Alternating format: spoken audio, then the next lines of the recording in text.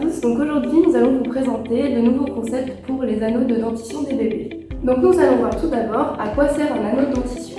Donc en période de poussée dentaire, les gencives du bébé sont plus ou moins sensibles et sont inflammées car les dents de lait vont progresser jusqu'à percer la muqueuse de la gencive. Les anneaux de dentition permettent donc de masser ces gencives enflées et d'apaiser la douleur.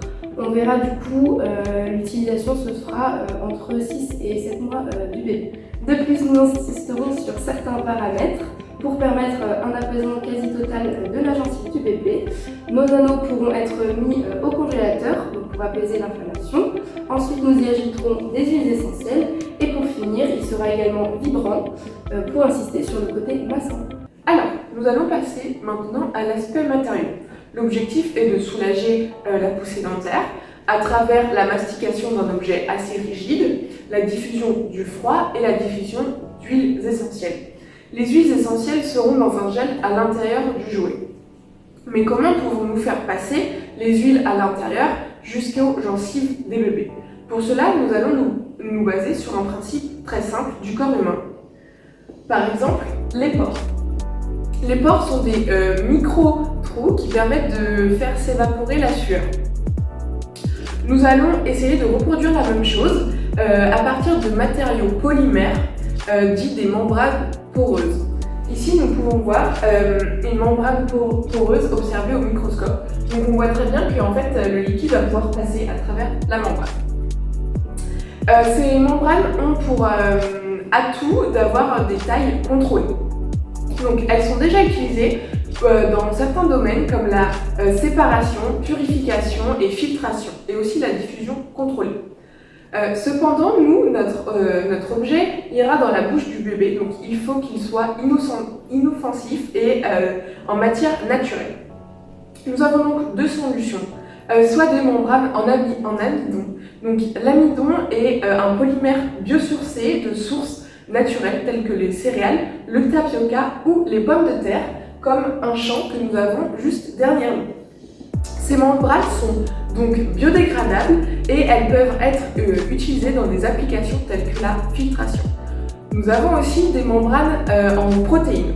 Donc elles sont naturelles, elles sont issues souvent de protéines de lait ou de soja, telles que le champ juste ici. Elles sont biocompatibles et sont utilisées notamment dans la biomédicale. Nous pouvons aussi utiliser des membranes en PLA issues de maïs, sauf qu'il n'est pas assez souple pour notre objet. Revenons-on aux membranes poreuses. Donc les membranes poreuses peuvent avoir, comme je le disais, une taille de pore contrôlée. Donc on peut changer tout ça grâce à la technique de fabrication, à la composition du polymère, à la concentration, mais aussi à la température de fabrication. Donc, il y a trois méthodes utilisées principalement pour avoir des membranes poreuses. Nous avons la méthode de coulage. C'est un polymère qui est dissous dans un solvant, puis il sera versé sur un support et le solvant va s'évaporer. On pourra ensuite récupérer la membrane poreuse. Il y a la méthode de phase inversée. Donc, il est dissous dans un solvant non miscible à l'eau, puis une phase aqueuse est versée, donc ça va provoquer la séparation des deux phases. Pour finir, nous avons une méthode dite de fusion, d'étirage, plus mécanique.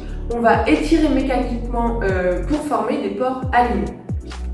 Donc, elles offrent une grande flexibilité, ces membranes poreuses, au niveau du contrôle de la taille, mais des performances. Elles sont déjà utilisées dans de nombreux secteurs, notamment la séparation et la filtration. Alors, le petit problème que va nous poser ces membranes poreuses, c'est qu'elles ne sont pas du tout assez rigides. Car lors de la mastification, il faut que ça soit un peu rigide pour masser la gencive du bébé. Donc, on a essayé de voir si on ne pouvait pas superposer plusieurs couches, mais nous n'aurons pas un jouet assez performant. Donc, il nous faudrait donc superposer cette membrane poreuse avec un matériau rigide qui se combine. Nous avons donc décidé de nous pencher sur le caoutchouc naturel. Le caoutchouc naturel est une plante qui pousse dans les forêts, comme ici. Alors, Le caoutchouc naturel, il est très résistant à la traction et au déchirement, ce qui est important pour un jouet pour bébé. Il possède une excellente résistance à l'abrasion, notamment lors des phénomènes d'usure de frottement. Donc on va donc utiliser ce caoutchouc qui va nous servir de base, puis nous mettrons par-dessus notre membrane poreuse. Donc dans le caoutchouc, nous ferons des trous assez grands de quelques millimètres à centimètres pour laisser passer une quantité de gel assez importante. Et ensuite, avec la membrane qui sera dessus, le gel qui aura entre les deux couches se diffusera à travers les pores de la membrane poreuse. Donc, on peut tout à fait combiner l'un avec l'autre parce qu'on utilise plusieurs techniques pour les fixer ensemble. Il y a soit la technique de revêtement, d'adhésion ou aussi de stratification. Le caoutchouc naturel est utilisé, est fourni à travers la sève du caoutchouc. Donc des petits bols sont mis autour du tronc du caoutchouc. La sève coule, on la récupère, on la met ensuite à coaguler avec de l'acide formique. On va laisser pendant 12 heures le procédé se faire. Puis on aura des rouleaux qui vont extraire l'eau des coagulants pour créer des feuilles plates de caoutchouc. Elles seront ensuite séchées.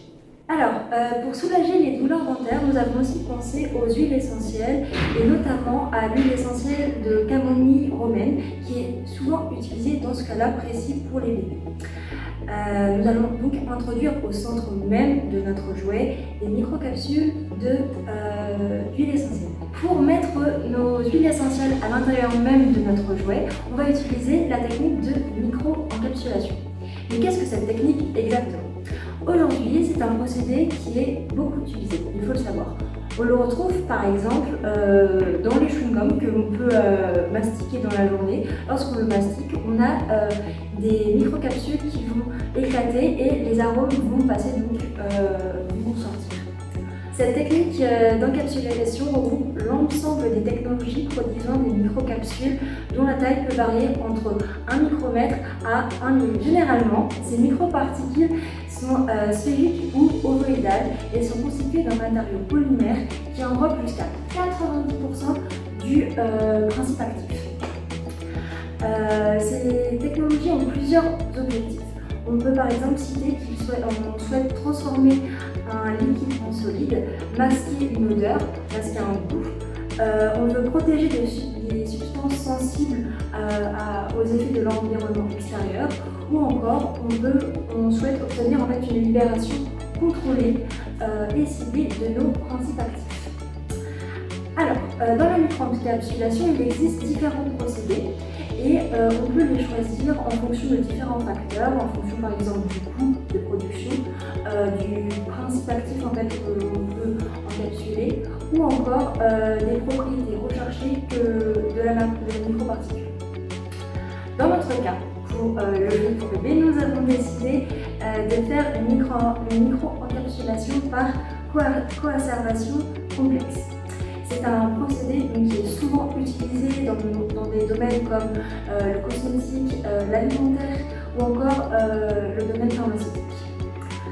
Alors, concrètement, qu'est-ce que la coacervation complexe ? C'est un phénomène en fait de séparation de phases associatives induit par des interactions électrostatiques entre deux polymères. Le groupe de polymères le plus utilisé est la gélatine et la gomme d'aracacia ou la gomme d'arabique. Et nous, dans notre cas, nous avons utilisé le système de gomme d'arabique et de gélatine. Alors, la première étape est l'émulsification. C'est une étape où en fait la substance à encapsuler va constituer la phase dispersive, tandis que les matériaux d'encapsulation, autrement appelés les hydrocolloïdes, sont en solution d'eau et forment donc la phase continue. Alors, si on revient dans notre cas d'huile essentielle, on va en fait disperser de la gélatine dans notre huile et sous agitation thermique. Et ensuite, on va ajouter ce mélange dans une solution de gomme d'arabique qui sera en solution aqueuse. Vient donc la deuxième étape qui est la conservation. Donc en fait, Elle consiste en la séparation des hydrocolloïdes de la phase continue qui est faite en fait par modification chimique du mélange, souvent une modification du pH. Donc nous on a décidé en fait d'ajouter de l'acide acétique à 10% pour descendre notre pH. La troisième étape, c'est les gouttelettes en fait du coacerva vont se déposer autour de notre substance active, notre huile essentielle. On va ensuite faire la solidification ou la gélification. On va descendre la température de notre mélange pour en fait faire en sorte que la gélatine se durcisse. Et ensuite, après cela, on va donc l'enveloppe qui est composée du coacerva d'hydrocolloïdes peut être réticulée par le biais d'agents réticulants ou chimiques ou enzymatiques. Cet agent en fait va former des liaisons entre les molécules de gélatine et qui va permettre d'avoir une meilleure tenue mécanique. Et c'est pour ça en fait nous avons décidé d'utiliser du glutaraldéhyde. Et on finit par laver et isoler en fait nos microparticules. Et après cela, nous allons ajouter nos microparticules à l'intérieur même de notre jeu pour bébé. Ok, vous avez tout compris. Du coup, notre produit sera composé d'un premier centre avec les capsules. Autour de ça, on aura notre membrane en caoutchouc. Et autour de ce caoutchouc, on aura notre dernière membrane poreuse qui va venir solidifier l'ensemble. Donc vous allez me dire, c'est bien beau tout ça, mais comment est-ce qu'on fait pour le construire? Il y a rien de plus simple. Notre produit, il aura pour dimension 15 cm par 7 pour 1,5 cm d'épaisseur. Donc ce qui fait à peu près 200 grammes au total. Notre moulin en caoutchouc, du coup, il sera mis en forme par moulage par un tuyau. Ça va nous permettre de lancer la production à grande échelle rapidement et assez facilement. Notre moule, du coup, il sera pour une seule pièce unique. Vous avez ici un petit détail de notre moule. Les pièces étant assez épaisses, on souhaite rester sur des modèles de presse assez abordables et faciles à développer. Notre partie en caoutchouc, du coup, elle aura un centre creux. Donc on va ajouter un noyau à notre moule original. Et donc, comme je vous disais, on va partir sur des presses assez communes, parce qu'on va toucher sur des températures de à peu près 200 degrés sur la vulcanisation du caoutchouc pour une température de mise en forme d'une centaine de degrés. Et des presses, du coup, qui font entre 300 et 500 tonnes de fermeture. Alors, pourquoi est-ce qu'on a un moule creux? Ce trou est un avantage pour nous parce que dans l'usinage de notre pièce, on va venir ajouter notre dernier atout pour soulager vos enfants, c'est le module de vibration. Donc voici un peu le module de vibration qu'on va installer. C'est à partir d'un petit moteur électrique et d'un capteur de pression miniaturisé, on va venir élaborer un système qui va faire vibrer l'ensemble du jouet. Alors pourquoi est-ce qu'on le fait vibrer? Parce que ça a été prouvé que la vibration vient calmer les douleurs dedans. Ça fait un peu comme un petit massage en plus. Notre capteur de pression, du coup, il permet d'avoir un système qui est auto-déclenchant et auto-stoppant afin de maximiser la vie de la pile. Du coup, quand l'enfant va venir mâcher le produit, il va s'allumer et au bout d'un certain temps, il va s'éteindre tout seul. Donc, en plus de ça, vu que la pile demande assez peu d'énergie, c'est un système qu'on peut garantir au moins à peu près un an, ce qui est très large vu la période d'utilisation normalement du jouet. Donc comme ça, on n'a pas de prise de tête, l'enfant est autosuffisant avec, on n'a pas besoin de l'aider, etc. On vise du coup une amplitude d'environ 0,75 mm parce que c'est avec ces chiffres-là qu'on a les meilleurs résultats pour une fréquence d'environ 250 à 2500. Au niveau du recyclage, du coup, on va commencer par récolter nos produits d'une façon tout à fait classique. Et ensuite, on va retirer toutes les parties qui ne sont pas le polymère, donc à savoir le module de vibration et la pile surtout, qui vont être traitées à côté. Mais je vais focaliser sur du coup, les polymères. Pour le caoutchouc, du coup, on va procéder par micronisation. Donc une fois qu'on sera récolté, il va devoir être trié, puis broyé, afin d'être réinjecté dans les circuits de production du caoutchouc classique. Avec cette méthode, on espère pouvoir récupérer à peu près 80% de notre caoutchouc pour le réinjecter soit dans nos usines de production, soit sur d'autres sites. Et au niveau des deux autres produits, vu que c'est des produits d'origine complètement naturelle, ils sont biodégradables, du coup pas de souci de ce côté-là. La dernière étape de notre étude consistera donc à chercher un design pour notre jouet à mâcher. Le bébé mange et mordit le jouet, pourquoi pas le faire en forme de légumes ou de fruits, pour dès le plus jeune âge lui impliquer une alimentation saine. Toutes les formes ne sont pas toutes faciles à saisir, un bébé préférera le jouet qu'il arrive à attraper et à garder dans ses mains même en mouvement. Conçu avec des textures, des nuances de couleurs et des détails différents, n'oublions pas le côté vibrant qui apporte un réel plus pour les dents du bébé. Pour ce qui est du prix, nos jouets seront aux alentours de 29,99 €. Pour conclure, grâce à ce jouet, nous allons promouvoir une alimentation saine, de par sa forme ressemblant comme de gouttes d'eau à un fruit ou un légume. Les petits pourront continuer à mâcher des jouets naturels et sains. Notre jouet, je le rappelle, est donc composé d'un gel fait à partir de gélatine et d'aloe vera qui contient des huiles essentielles. Ces particules d'huile essentielle du coup seront relâchées via le caoutchouc puis les pores de la membrane poreuse. Et ensuite, n'oublions pas la fonction vibrante qui soulagera encore plus les gencives de notre bébé.